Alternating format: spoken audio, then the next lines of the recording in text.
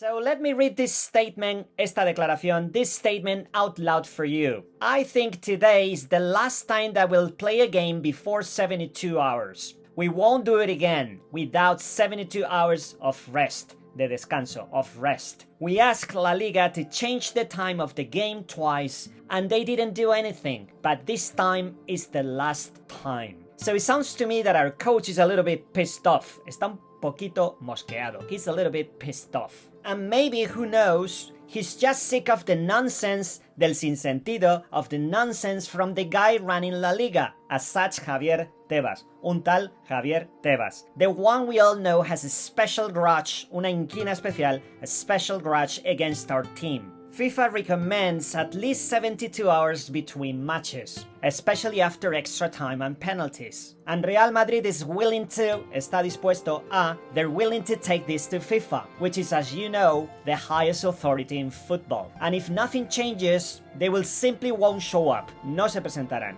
And you know what? I fully agree. Enough is enough. With the season's most crucial stretch ahead, con el tramo más crucial por delante, with this crucial stretch ahead, we need everyone fit. Necesitamos a todos en forma. Over 40 muscle injuries this season. It's just ridiculous. Something's gotta give.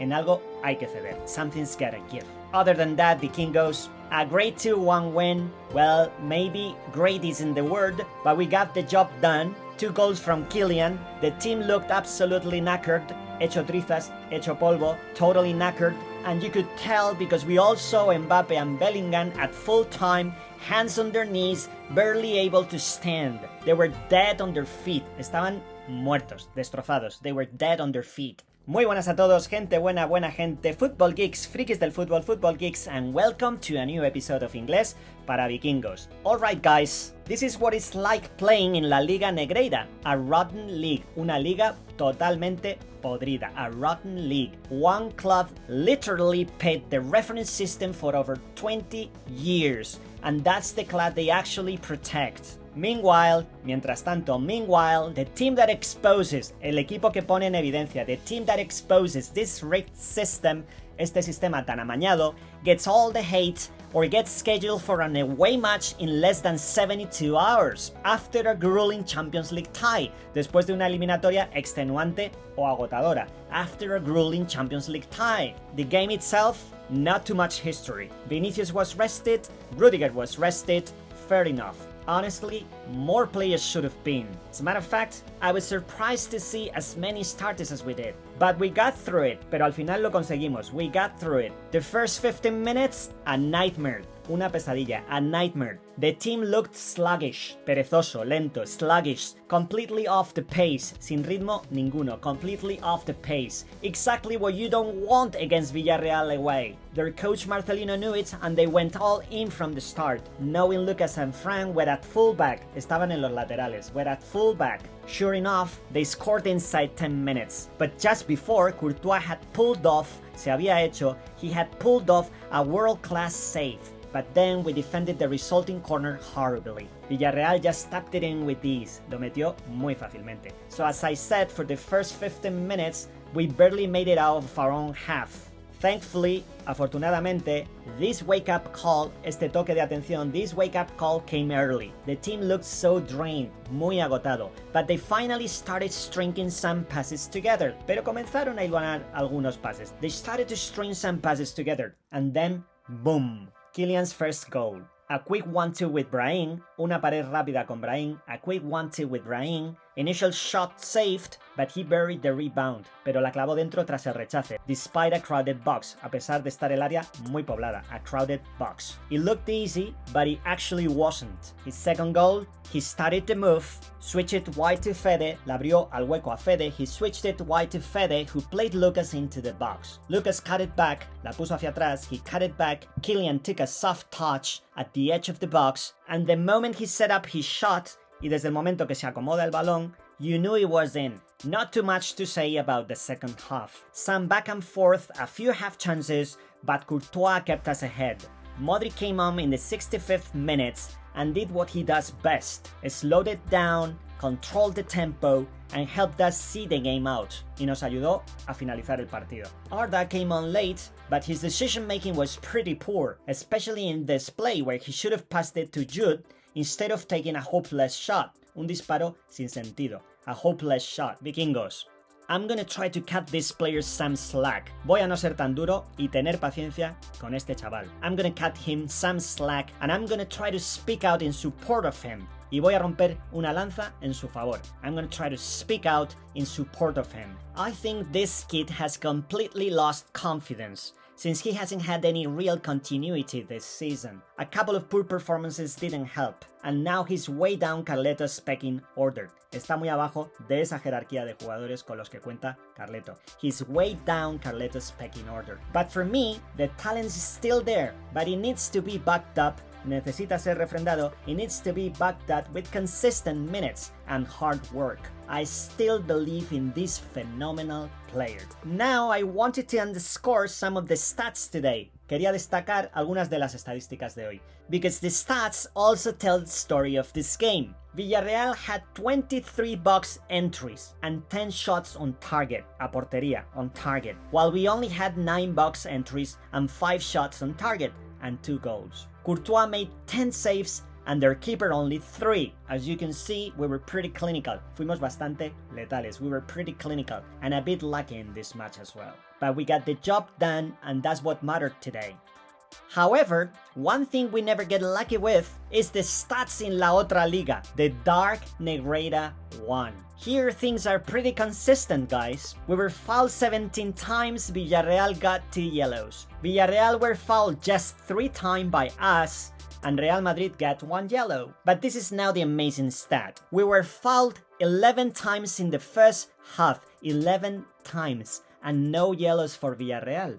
And our 3 fouls took cold place in the first half, and we immediately got booked. One day, I'd love to see Real Madrid commit more fouls and get fewer yellows, but this hasn't happened in years. And don't get me started, no me hagáis hablar, don't get me started about the penalty we didn't get, of course. Yeah, the hand was on the ground, but it blocked an imminent tapping goal, cortó un gol inminente, and it was separated from the body. Would any other team in La Liga had been denied that penalty? No le hubieran pitado ese penalti a otro equipo, y más si es el que vosotros sabéis. Just look at Bellingham, ready to put it in. Anyway, I'll leave it there. For me, Mbappe was the best player on the pitch today, not just for the goals, but for how involved he was. Estuvo muy involucrado en el partido. He was very involved. It's funny how people has been criticizing him when he scores almost every game. That is 31 official goals this season. 20 in La Liga, just 2 behind Lewandowski. If he stays fit, si las lesiones le respetan, if he stays fit, he's winning the Pichichi without a doubt. As you see on the screen, he's competing for the most goals in a debut season at Real Madrid. With 2 or 3 months left and already at 31, I'm sure he'll surpass Cristiano's 33. Creo que le superará. I'm pretty sure he'll surpass Cristiano. On the flip side, guys, por otro lado, Fran Garcia had one of his best games. Solid, aggressive.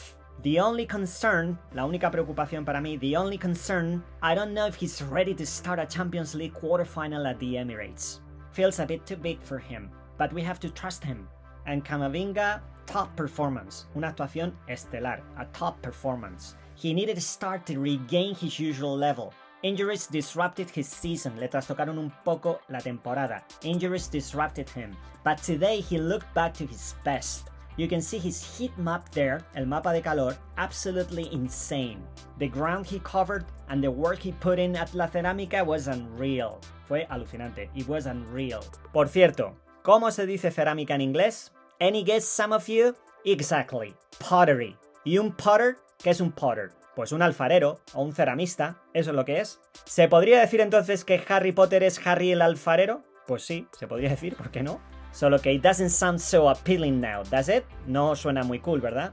Okay guys, there is one last point I wanted to make looking ahead to Arsenal's tie, al enfrentamiento contra el Arsenal. Their aerial dominance is undeniable. Su dominio en los balones aéreos es innegable. Their aerial dominance is undeniable. It's been a key weapon for them this season. I've got some serious concerns, not just about Fran and Lucas at fullback, though I expect Fede to cover the right, but our set piece defending, nuestra defensa en jugadas a balón parado. Because you know what, folks? Arsenal are elite in this type of plays. With Tchouaméni missing in the first leg, en el partido de ida, we'll struggle in the aerial play.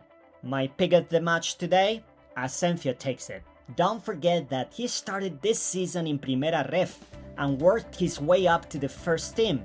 Proof that if you work hard every day, it pays off. Compensa, it pays off. This is just like your English, guys. An apple a day takes the doctor away. So Asensio is not just getting minutes for Real Madrid, but also earning a call-up, una llamada, a call-up for the national team, para la selección. He had never even been called up, no había sido nunca llamado for Spain's youth categories, para las categorías inferiores de la selección, for Spain's youth categories, which makes his achievement, su logro, his achievement even more impressive. In a nutshell, Vikingos, not much of a game. We played just 64 hours after a Champions League battle, and the squad was still recovering. The mission was simple, get 3 points and get the hell out of there. In a stadium where we hadn't won in 7 seasons against a fully rested, strong Villarreal side. We did it. Now international break. Fingers crossed no one gets injured. We're heading into the most crucial part of the season, and we need everyone fit. Todos en forma. Everyone fit. So far, more than 40 injuries this season in our squad. Something totally outrageous. Escandaloso, inaceptable, outrageous. Bueno, y la expresión que os traigo hoy es to cut someone some slack. Tener paciencia con alguien. No ser tan duro. En el vídeo hemos visto esta frase. I'm going to cut Arda Güler some slack. I'm gonna try to speak out in support of him. Y voy a romper una lanza en su favor. Another example might be the fans need to cut the new manager some slack. It's only his first season. Habría que dar un respiro o ser más indulgente, ser más comprensivo con el entrenador. The fans need to cut the new manager some slack. Pues esto ha sido todo por hoy, chicos. Aquí os dejo el vocabulario como siempre. No dejéis de seguir practicando, amigos, y sobre todo, lo que aprendáis, tratad de ponerlo en práctica lo antes posible. Practice makes perfect. Eso sí, si veis este vídeo por primera vez, no os olvidéis de suscribiros al canal y al resto dejad un like que siempre me mola mucho.